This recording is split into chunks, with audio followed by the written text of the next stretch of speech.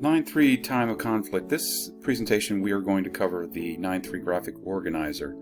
So we're just going to quickly go through those essential questions. And this was what your instructions were up here to utilize these words to answer the American response to these three different events. Let's begin with the first one, the attack of the Barbary pirates on American shipping in the Mediterranean Sea. So use specific terms and key people to explain the American response. So as we had mentioned before, Thomas Jefferson is our president at the time, and he decides that he is going to dispatch a squadron of ships to the Mediterranean. So what I had here is the pirates had wanted tribute, but President Jefferson had refused. So I just kind of threw in some pictures here of paying tribute to these various sultans in the Barbary Coast states, President Jefferson, but he refused. So he sent ships to blockade Tripoli's harbor. You can sort of see that here. One of those ships, though, became a captured hostages because, remember about the Philadelphia running aground, and they then became hostages in Tripoli. So Stephen Decatur had also burned the captured Philadelphia ship. We had mentioned him before. And then finally a ransom is paid of $60,000 to finally get the U.S. crew back.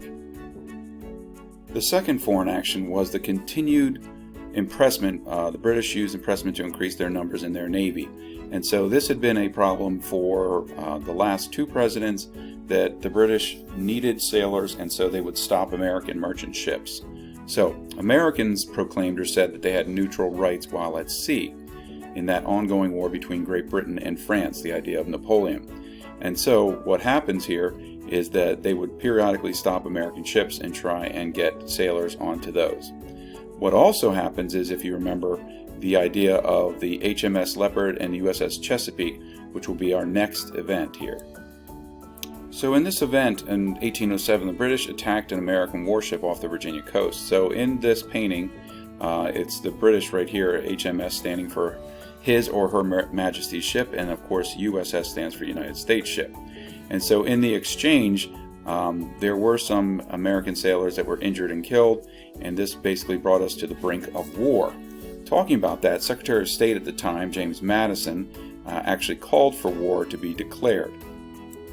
But instead, Jefferson wants to keep us out of war, and so he encouraged his Congress to pass the embargo and then the non-intercourse acts to try and keep us out of war with Great Britain. That is where this ends for the graphic organizer answers to the various foreign actions.